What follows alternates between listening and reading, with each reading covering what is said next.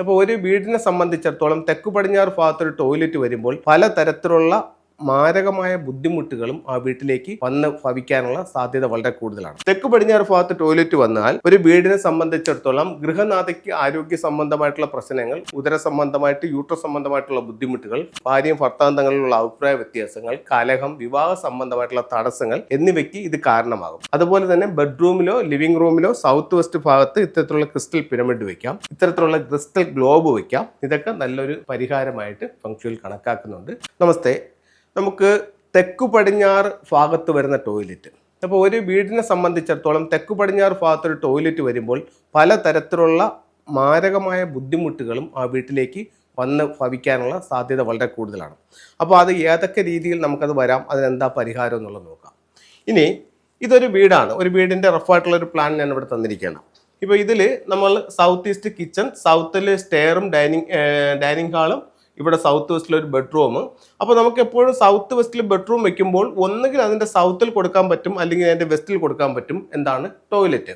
അപ്പോൾ ഇത് നമ്മൾ സൗത്തിൽ കൊടുത്താലും വെസ്റ്റിൽ കൊടുത്താലും നമ്മൾ ഇവിടെ ഒരു കാര്യം മനസ്സിലാക്കേണ്ടതെന്ന് പറഞ്ഞു കഴിഞ്ഞാൽ, നമുക്ക് ഒരു വീടിനെ സംബന്ധിച്ചിടത്തോളം മൊത്തത്തിൽ കോമ്പസ് എന്ന് പറയുന്നത് 360 ഡിഗ്രിയാണ്. അപ്പം നമുക്ക് ഒരു ദിക്കെന്ന് പറയുന്നത് 45 ഡിഗ്രിയാണുള്ളത്, 45 ആണ്. അപ്പം നമുക്ക് 45 വെച്ചിട്ട് നമുക്ക് ഡിവൈഡ് ചെയ്യുമ്പോൾ മൊത്തത്തിൽ 8 ദിക്കുകളാണുള്ളത്. അപ്പോൾ ഒരു ദിക്കെന്ന് പറയുന്നത് 45 ആണ്. അപ്പോൾ നിങ്ങൾ ഈ വീടിനെ കറക്റ്റ് 8ആയിട്ട് ഡിവൈഡ് ചെയ്യുമ്പോൾ 8 ദിക്കും ബ്രഹ്മസ്ഥാനമായിട്ട് നമുക്ക് കിട്ടുമല്ലോ. ഈ 45 ഡിഗ്രിക്കകത്ത് ഒരു കാരണവശാലും ഇതിൻ്റെ ടോയ്ലറ്റ് കയറുന്നില്ല എന്നുള്ള കാര്യം നമ്മൾ ഉറപ്പ് വരുത്തേണ്ടതുണ്ട്. വീടിനെ കറക്റ്റ് 9ആയിട്ട് തിരിച്ചു. 9ആയിട്ട് തിരിക്കുമ്പോൾ ഇവിടം മുതൽ ഇവിടം വരെ ഉള്ളൊരു 45 ഡിഗ്രി, നിങ്ങൾക്ക് മനസ്സിലാകാൻ വേണ്ടിയിട്ടാണ് ഞാൻ ഇങ്ങനെ പറയുന്നത്. ഈ 45 ഡിഗ്രിക്കകത്ത് ഇതിൽ ഈ ഭാഗത്ത് ടോയ്ലറ്റ് വന്നാലും, അല്ലെങ്കിൽ ഈ 45 ഡിഗ്രി ഇങ്ങോട്ട് എടുക്കുമ്പോൾ ഇതിനകത്ത് ടോയ്ലറ്റ് വന്നാലും അത് എവിടെ വരും? തെക്ക് പടിഞ്ഞാറ് ഭാഗത്ത് ടോയ്ലറ്റ് വരും. തെക്ക് പടിഞ്ഞാറ് ഭാഗത്ത് ടോയ്ലറ്റ് വന്നാൽ ഒരു വീടിനെ സംബന്ധിച്ചിടത്തോളം ഗൃഹനാഥയ്ക്ക് ആരോഗ്യ സംബന്ധമായിട്ടുള്ള പ്രശ്നങ്ങൾ, ഉദര സംബന്ധമായിട്ട് യൂട്രസ് സംബന്ധമായിട്ടുള്ള ബുദ്ധിമുട്ടുകൾ, ഭാര്യയും ഭർത്താവും തമ്മിലുള്ള അഭിപ്രായ വ്യത്യാസങ്ങൾ, കലഹം, വിവാഹ സംബന്ധമായിട്ടുള്ള തടസ്സങ്ങൾ എന്നിവയ്ക്ക് ഇത് കാരണമാകും.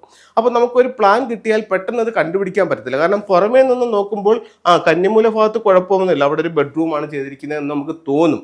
പക്ഷെ അതിൻ്റെ കൃത്യമായിട്ട് നിങ്ങളത് മനസ്സിലാക്കണമെന്നുണ്ടെങ്കിൽ ഇതിനെ കറക്റ്റ് 8ആയിട്ട് ഡിവൈഡ് ചെയ്യണം. അതിന് എങ്ങനെ ഡിവൈഡ് ചെയ്യാൻ പറ്റുമെന്ന് വെച്ച് കഴിഞ്ഞാൽ ഇതൊരു ഫെങ്ഷി കൺസൾട്ടൻ്റായിരിക്കും അത് കൃത്യമായിട്ടും ചെയ്തെടുക്കാനായിട്ട് സാധിക്കുന്നത്.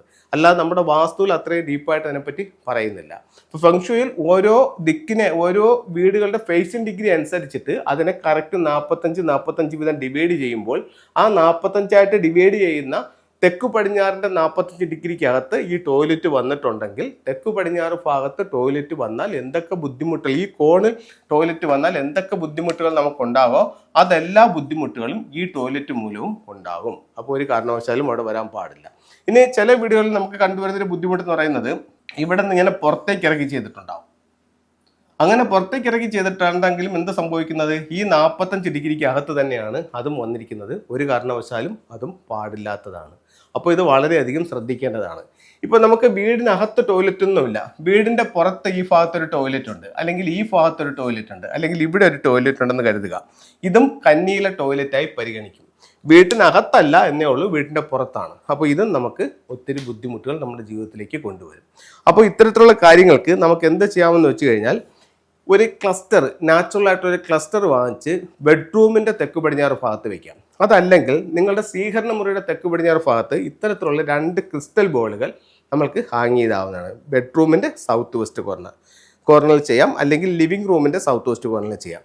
അതുപോലെ തന്നെ ബെഡ്റൂമിലോ ലിവിംഗ് റൂമിലോ സൗത്ത് വെസ്റ്റ് ഭാഗത്ത് ഇത്തരത്തിലുള്ള ക്രിസ്റ്റൽ പിരമിഡ് വയ്ക്കാം, ഇത്തരത്തിലുള്ള ക്രിസ്റ്റൽ ഗ്ലോബ് വയ്ക്കാം. ഇതൊക്കെ നല്ലൊരു പരിഹാരമായിട്ട് ഫംഗ്ഷനിൽ കണക്കാക്കുന്നുണ്ട്. അപ്പോൾ എല്ലാവർക്കും എല്ലാ ഐശ്വര്യങ്ങളും ഉണ്ടാവട്ടെ എന്ന് പ്രാർത്ഥിച്ചുകൊണ്ട് നിർത്തുന്നു.